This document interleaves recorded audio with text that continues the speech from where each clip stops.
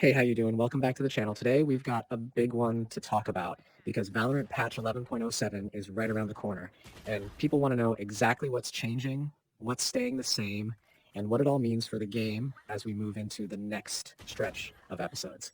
This isn't just going to be a quick rundown where I list patch notes in 2 minutes and bounce. We're going to take our time here, talk through everything in detail, just make sure you get the context for why these changes matter. And I'll also connect it with what happened in 11.06 so you can see the bigger picture of where Riot is steering things. So get comfortable, because by the time we're done, you'll feel like you've been in a conversation with a friend who just happens to be obsessively following Valorant news and updates all day. Now to start, let's talk about where we are in the patch cycle. Patch 11.06 landed in mid-September, and it brought some huge features, especially the replay system on PC, which a ton of people have been waiting for. Replays are a game changer, not only for content creators, but also for teams and solo players who want to study their gameplay, analyze mistakes, and come up with strategies. It's kind of like suddenly Valorant opened up a new training ground, and this sets the tone for what Riot is focusing on this episode, giving players tools, making the ecosystem richer, and addressing long-standing frustrations. Patch 11.07 builds on this, and even though Riot hasn't fully laid out every single adjustment in public yet, we already know some of the specific issues they've promised to fix, and we can predict where else they might go based on trends. Remember, in 11.06, they explicitly mentioned that the highlight behavior for dropped weapons and the spike on console was wrong. Basically, instead of the items being highlighted when you look directly at them, they were glowing whenever you were just nearby, which confused players and broke the intended clarity of gameplay. Riot literally stated that this would be resolved in patch 11.07, so this is one of those rare cases where we know for sure what's on the menu. And while that might seem like a small quality of life detail, it's actually huge when you think about how console players perceive the game. Clarity in fast tactical shooters is everything, and any miscommunication between what your screen shows and what your brain expects leads to hesitation. Hesitating in Valorant is a free death, so fixes like this matter. But 11.07 isn't just about bug squashing, it's part of a rhythm. Riot typically ships patches every 2 weeks, so this one is scheduled to roll out on September 30th for North America and early October 1st in Europe, with other regions staggered slightly after. We've seen this consistent timing for years, and it gives players a rhythm to expect new balance changes, competitive adjustments, or bug fixes. Some folks might shrug and say, oh, it's just another maintenance patch, but if you've been paying attention over the past couple of months, you know that smaller patches often hide seeds of much bigger changes.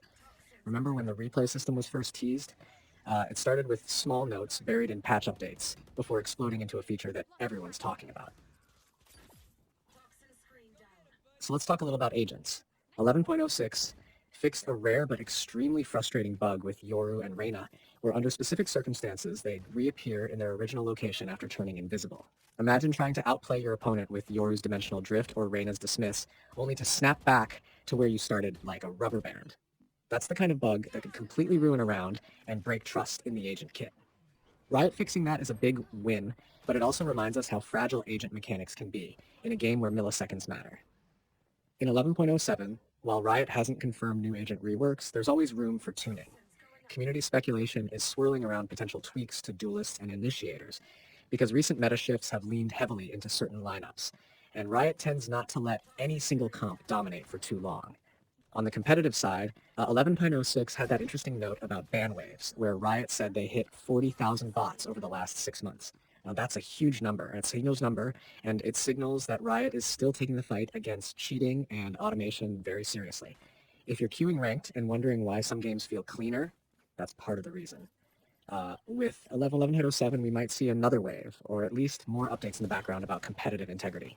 Riot rarely lists every anti-cheat adjustment in patch notes for obvious reasons, but these waves tend to come in bursts around patch days.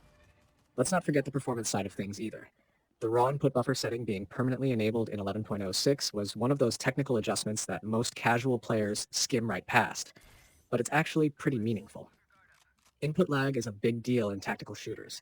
By forcing raw input buffer on for everyone, Riot essentially locked in a better, more responsive baseline for mouse inputs.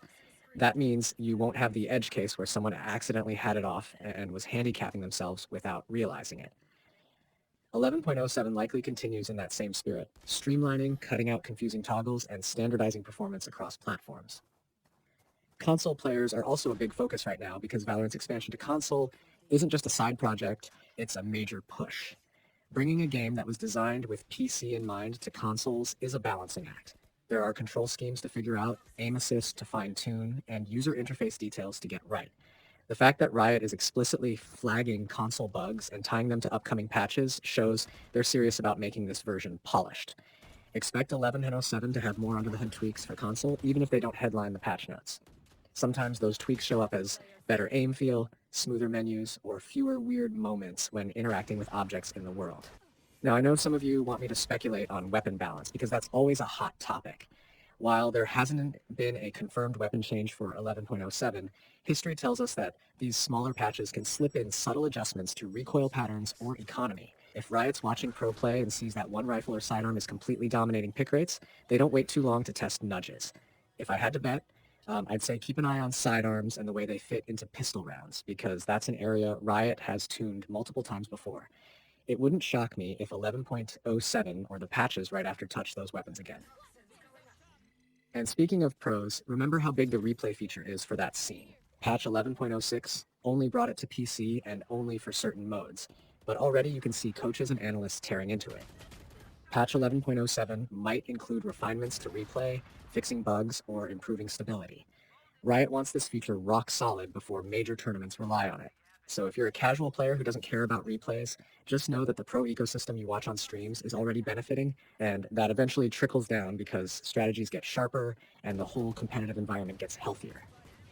The timing of 11.07 also matters because of the global rollout schedule. While North America tends to get patches first, Europe and Asia follow quickly, and sometimes China has its own unique build timing. There's even talk of a version labeled 11.07b rolling out later, specifically for China to sync with replay updates. That's the reality of operating a global esports title. It's not just about coding changes, it's about legal requirements, server infrastructure, and coordination with local publishers. So when you hear different dates floating around, don't panic. It's just part of Riot's staggered release strategy. Let's zoom back out for a second and look at the bigger philosophy of these patches.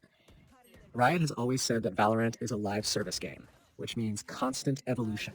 When you look at the patch cycle from 11.5 to 11.06 to 11.07, you see a rhythm. Major features like replay in one patch, stabilization and bug fixes in the next, then new agent or weapon balance in the one after. It's like a dance between adding and refining, making sure nothing stays broken for too long, while also keeping the game fresh. Some players get frustrated when a patch like 11.07 doesn't list a ton of flashy changes, but these quieter patches are essential. Think of it like house maintenance. You don't always remodel the kitchen. Sometimes you fix the wiring so the whole place doesn't burn down. 11.07 is shaping up to be one of those important but less glamorous patches, where Riot is making sure the console version feels right, that the replay system is stable, and that bugs aren't undermining trust in agent kits. What excites me personally is how all of this sets up the next couple of patches. Valorant usually lines up bigger moves, like agent releases or major meta shifts, after a couple of these stabilization patches. So 11.7 is a stepping stone, the calm before the storm, and you can almost feel Riot laying the groundwork. So where does this leave you as a player? If you're on PC, expect smoother gameplay and maybe some hidden backend improvements you don't immediately notice. If you're on console, expect at least one big clarity fix and likely a handful of smaller improvements that make the game feel closer to its PC counterpart. If you're a competitive grinder, expect that Riot is watching for bots and cheaters as always, and that 11.07 could be another checkpoint in keeping ranked fair. If you're into pro play, keep an eye on replay stability, because that's the feature that will define how teams prep going forward.